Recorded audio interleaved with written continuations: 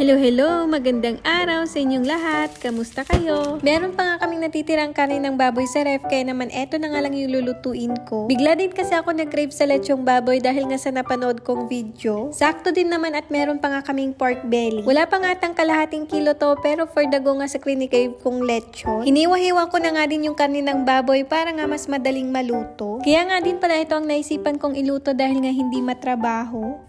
Char. So ayan, papakulaan ko nga lang to at naglagay nga lang ako ng bawang, paminta, dahon ng laurel at asin. Madaming ang asin para nga mas masarap. Tinakpan ko nga lang din muna at hahayaan ko nga lang na kumulo. Yung ginamit ko nga rin cutting board at kutsilyo, hinugasan ko nga rin agad. Para na nga din hindi pagpiyastahan ng mga ipis. Meron pa pala kaming tirang ulam sa ref, kaya naman yun na muna yung uulamin namin ni Zay. Yan nga yung ulam namin na chicken afritada na hindi nga namin naubos. Ipapainit ko nga lang din sa microwave oven at tinakpan ko nga lang ng tissue. Yun kasi yung ginagawa namin para iwas talsik na nga rin sa loob ng microwave oven. Kumuha na nga rin ako ng aming kanin na kaya nga naming ubusin ni Zay. At eto nga pala yung sinasabi ko, kaya kami naglalagay ng tissue bago nga magpainit ng ulam. Habang inaantay nga din namin na mapainit nga yung kanin, naglabas na nga rin ako ng prutas namin ni Zay. Binabalatan ko nga lang yung grapes at inalis ko na nga rin yung buto. At ayan nga, kumain na nga rin kami ng aking anak. Madami nga rin nakain si Zay, kaya naman binigay ko na nga rin sa kanya yung prutas niya. Pagkatapos naman namin kumain, chinek ko na nga rin yung pinapakuluan kong karne ng baboy. Ilang minuto ko nga rin to pinakulaan, kaya naman kinuha ko na nga rin at nilagay ko nga muna sa mangkok. Sakto nga rin natapos yung mga labada ko, kaya naman isinampay ko nga muna yung mga damit sa labas. O diba, multitasking yarn. Habang nagsasampay ako, etong si Zane lumapit nga siya, naubos na nga daw niya yung mga prutas. Ang sabi nga din niya, more pa daw, pero hindi ko na nga siya binigyan. Pagkatapos ko naman makapaghugas ng plato, tinusok-tusok ko na nga rin etong karne ng baboy. Yun daw kasi yung sikreto para nga maging crispy. Naglagay nga rin ako ng patis para nga mas maging malasa etong karne ng baboy. Meron nga rin nakapagsabi na mas magiging crispy nga daw ang lechon kapag nilagyan nga ng suka. Kaya naman naglagay nga rin ako ng baking paper sa air fryer bago ko naman nilagay etong karne ng baboy. Sinet ko nga lang din ng 40 minutes, tapos nagsaing na nga rin ako ng aming bigas. Mahirap nang walang kanin, masarap pa man din yung ulam. Nabibitin nga lang din kami sa aming ulam, kaya naman nilabas ko na nga rin etong tokwa. Bali, preprito ko nga lang yung tokwa, kaya naman naglagay na nga rin ako ng mantika sa kawali. Nilagay ko na nga rin etong tokwa at nung nag-brown na nga, kinuha ko na nga rin. Sabi ko pritong tokwa lang, pero parang mas masarap na gawing tofu sisig. Kaya naghiwa nga lang ako ng sibuyas, tapos naglagay na nga rin ako ng butter sa may frying pan. Nilagay ko na nga rin yung hiniwa-hiwa ko ngang tokwa, tapos hinalo-halo ko nga lang to. Nilagyan ko pa nga to ng karne ng baboy. Talagang mapapadami nga na naman kami ng kain nito. Para naman sa pampalasa, naglagay nga lang ako ng liquid seasoning, paminta at mayonnaise. Naglagay nga rin pala ako ng konting asin dyan, pero hindi nga naisama sa video.